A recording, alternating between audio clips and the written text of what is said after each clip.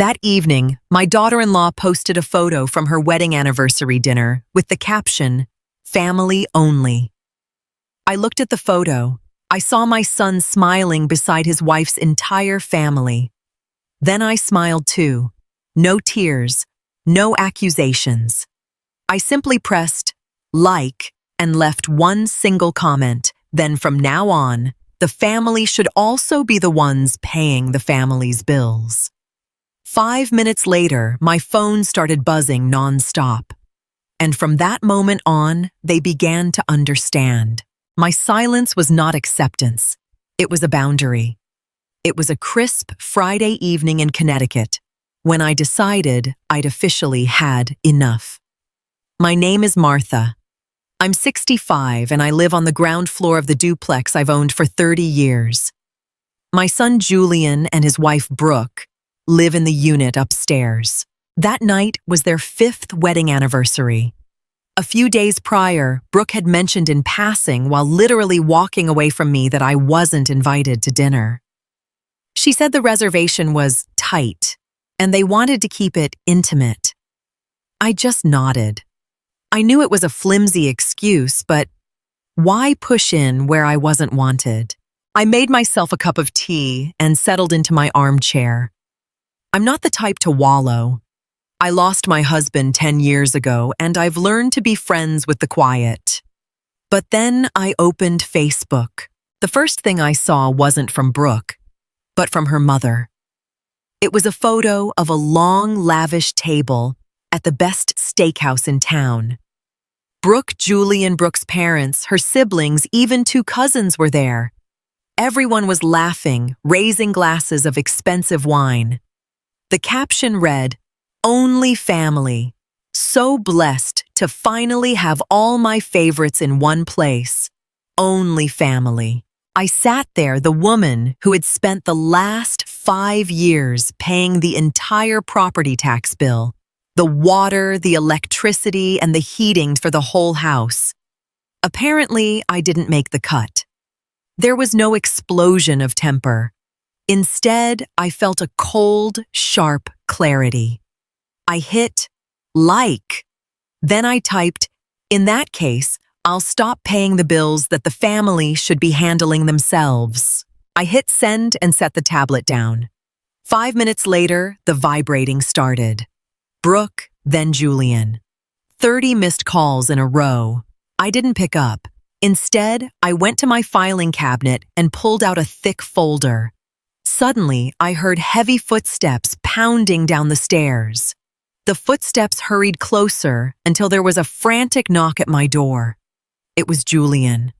I took my time, placed the folder on the dining table, and finally opened up. My son stood there breathless, his face flushed. "Mom, what is with that comment? Brooke is crying in the car. Her whole family saw that. Delete it right now."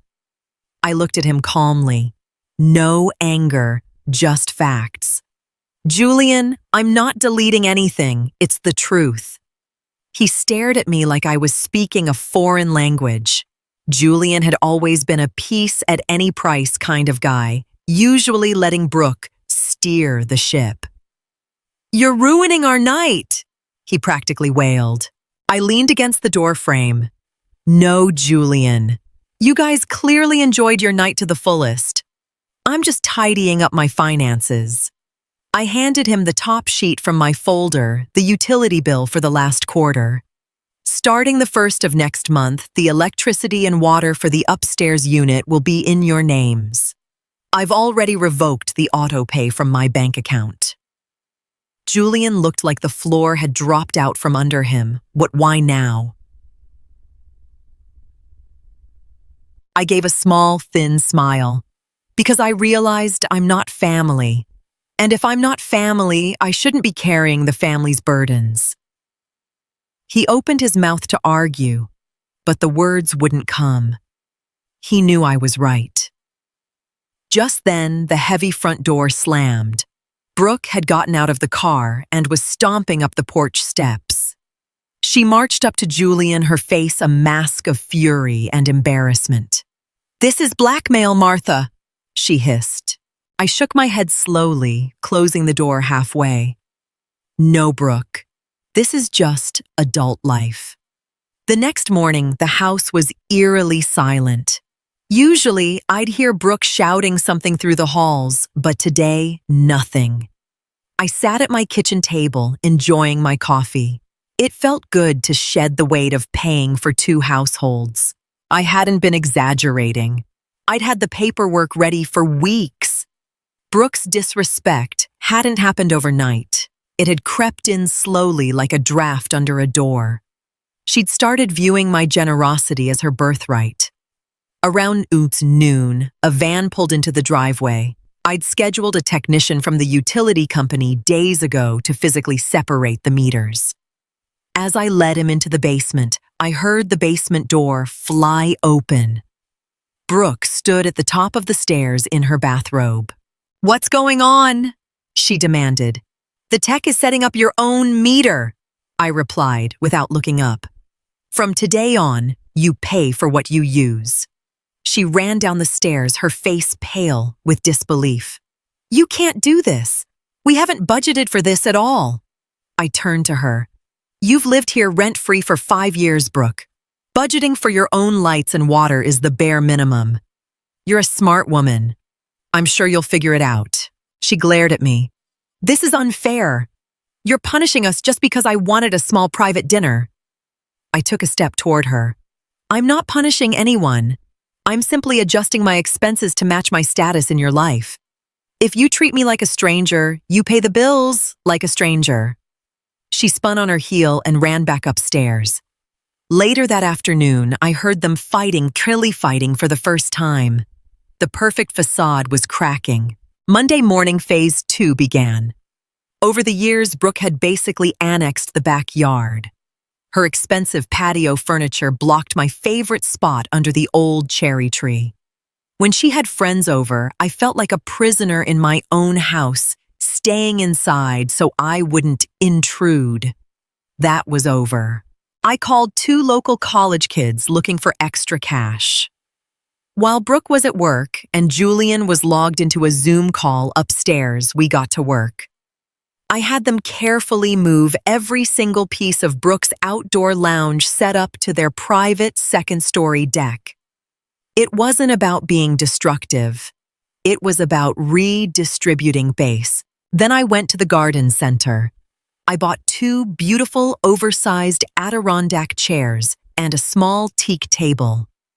I set them exactly where her furniture used to be. To finish it off, I put up an elegant wooden privacy screen between my patio area and the rest of the yard. It looked high-end, but the message was clear, Sondari. When Brooke got home, I was already sitting under the cherry tree with a glass of Chardonnay and a book. I heard her heels click-clack on the pavement and then stop abruptly. She stared at the screen and my new chairs. "Where is my furniture?" she asked, her voice trembling. I turned a page. "I had it moved to your deck. The backyard belongs to my unit. I'd like to enjoy my summer in peace." "But we always grill down here," she protested. "You still can," I said, taking a sip of wine. "Up on your deck. You'll have much more privacy for those family-only parties." She opened her mouth, closed it, and stormed inside. Doors slammed. My book was particularly good that night. Next on the list was the basement laundry room. Since they'd moved in, Brooke had treated my high-end washer and dryer like her personal property. I hadn't minded back when we were close, but respect is the currency I deal in now, and she was bankrupt. She'd leave her wet clothes in the drum for days, or ask me to just pop her stuff in the dryer since I was already down there. Wednesday morning, I went down. Brooke's blouses and Julian's gym clothes were strewn across the folding table. I ignored the mess. Instead, I took a heavy-duty plug lock out of my toolbox. I'd picked it up at the hardware store the day before. In 2 minutes, the power cord was locked. No one was using that machine without the key currently sitting in my pocket. Thursday night, I heard frantic footsteps on the basement stairs. Then Brooke calling for Julian. I walked out into the hallway as Julian stood staring at the machine. "Mom, did you lock the washer? Brooke has a big meeting tomorrow and needs her suit." I leaned against the banister. I did. I noticed the machine was making a weird noise from overuse. "Since we're separate households now, you should probably look into getting your own set." "But where are we supposed to do laundry tonight?" Julian asked, looking desperate. "There's a 24-hour laundromat 3 blocks away," I suggested. Brooke stepped out from behind him, her face red with rage. "You're doing this on purpose. You're trying to kick us out." I looked her dead in the eye. "No, Brooke.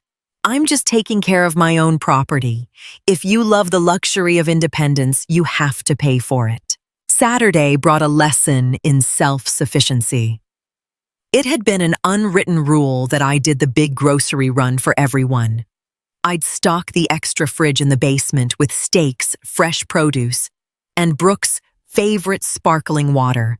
They'd just help themselves whenever they were hungry. That morning, I went to the store as usual, but my cart stayed light. I bought exactly what I needed for myself: a piece of salmon, some asparagus fruit, and a nice bottle of wine. When I got home, I emptied the basement fridge, scrubbed it down, and unplugged it, leaving the door propped open to air out. That evening, I heard Brooke head downstairs, likely for a bottle of wine. A moment later, she was at my door. She didn't even knock. She just tried to turn the handle. But I'd started locking my door. I opened it slowly. "Is there a problem?" "The basement fridge is empty and turned off," she blurted out. "Where's the food for the weekend?" "I only shopped for myself today," I said. "Since you're handling your own utilities, I thought it was only fair you handle your own groceries too." Brooke gasped. "You could have at least told us, 'We have nothing in the house and the stores close in 20 minutes. "I'm not your housekeeper, Brooke. A quick look in your own fridge would have told you that you were low." I paused. "You're adults. I'm sure DoorDash is still delivering." I closed the door gently but firmly. It's amazing how much peace you find when you stop carrying people who don't appreciate the ride. Sunday was traditionally my day in the kitchen. For years, Julian expected a full roast or a big Italian spread. Often, Brooke would invite her parents or friends over without even asking me. They'd sit at my table and let me serve them like a waitress. That Sunday, I woke up early, but instead of reaching for my apron, I took a long, hot shower. I put on my favorite dress and a bit of lipstick. I had booked a table at a very exclusive bistro by the lake. At 11 a.m., I headed out. As I pulled out of the driveway, I saw Julian looking out the upstairs window, looking confused. Usually the smell of rosemary and garlic would be wafting through the house by then. I spent 3 glorious hours at the bistro. I had an incredible meal, a glass of champagne, and took a stroll by the water. When I got home around 5 p.m., the tension in the house was thick enough to cut with a knife. Julian was sitting on the bottom step of the porch. "Mom, where were you?" "Brooke's parents came over for lunch. We thought you were cooking." I hung up my coat. "Why would I be cooking, Julian?"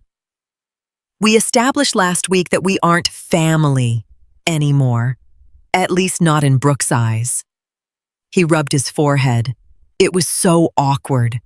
We had to order Chinese food at the last minute.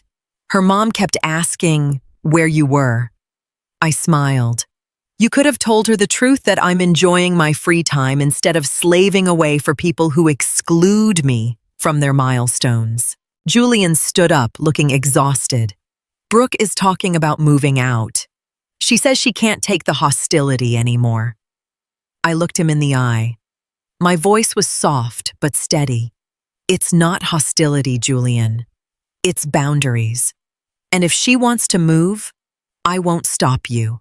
The threat of moving was Brooke's last-ditch effort to regain control. She thought that as a widow, living in a big house, my biggest fear was being alone. She was wrong. I'd felt far more alone being ignored by them while they lived under my roof. On Tuesday night, Julian knocked. He looked pale, holding a stack of papers. I let him in and made some tea. He sat at the table and spread out some printouts, apartment listings, and a scribbled budget.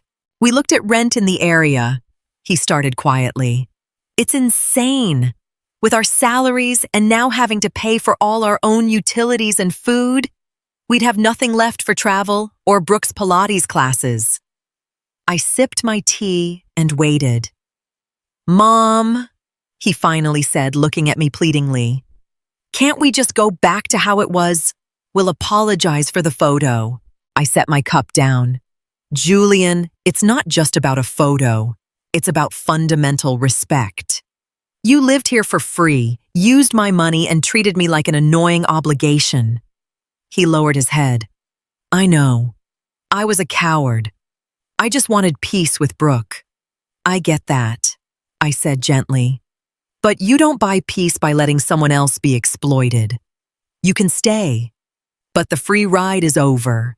If you stay, we're signing a formal lease. I'm going to charge a fair market rate rent." Julian swallowed hard. "Brooke will never agree to that. She says the house is going to be mine eventually anyway." My look sharpened. "Maybe, but until then, it's mine. I'm still alive, Julian, and I refuse to live like a ghost in my own home." When Julian took the news upstairs, the storm broke. I heard Brooke's voice, rising doors slamming, the sound of glass breaking. She wasn't used to anyone saying no to her. She thought I was weak. The next morning after Julian left for work, I went to the basement. I grabbed 10 large moving boxes, taped them together, and stacked them in the common hallway. Then I knocked on their door. Brooke answered in her robe, her eyes red from crying or screaming. She stiffened when she saw me. "What do you want?" "I brought you some boxes," I said calmly. "Julian mentioned my terms were unacceptable. I wanted to make the move as easy for you as possible. Do you need tape?" She stared at me like I'd slapped her. Her threat had been a bluff, a power move to get me to cave. She never actually intended to give up her comfortable life. "You'd really throw your own son out on the street?" She spat. "Julian is always welcome here," I replied. "But he's a grown man who makes his own choices. If he chooses to go with you, that's his right. But I am done being disrespected in the house I paid for." Brooke stepped back. She realized then that she'd lost. No fake tears or guilt trips were going to work. I'd walked off her chessboard. "The boxes are in the hall," I added, turning to walk away. I didn't feel triumphant. I just felt a deep, quiet clarity. That evening, there was no more shouting, just the low murmur of two people forced to face reality. 2 weeks later, a small U-Haul was parked in the driveway. Brooke couldn't swallow her pride enough to pay rent to her mother-in-law, so they'd found a small 2-bedroom on the edge of town. Julian helped her carry the boxes in silence. When they were finished, Julian came into my apartment one last time. He looked tired, but also strangely relieved. The fighting was over. He handed me the keys to the upstairs unit. "I'm sorry, Mom, for everything," he said softly, giving me a hug. It was the first real, honest hug we'd shared in years. I patted his back. "It'll be okay, Julian. Sometimes you need a little distance to remember what someone is actually worth. My door is always open to you." He nodded, turned, and got into the car with Brooke. She stared straight ahead as they pulled away. I stood at the window and watched them go. As the car turned the corner, I took a long, deep breath. The house was completely silent. It wasn't a heavy, lonely silence. It was perfectly peaceful. I went upstairs to the empty unit. It smelled like floor cleaner and a fresh start. I decided I'd do some light renovations and rent it out to a nice, quiet, retired couple. With the extra income, I'd travel maybe Italy or the south of France. I went back to my living room, sat in my favorite chair, and picked up my tablet. I thought about that photo for a second. It felt like it was taken a lifetime ago. I hadn't plotted some grand revenge or hired lawyers. I had simply stopped making myself small. I'd taken back the keys to my own life. I opened my book, took a sip of tea, and leaned back. I wasn't a supporting character in someone else's story anymore. I was the lead in mine.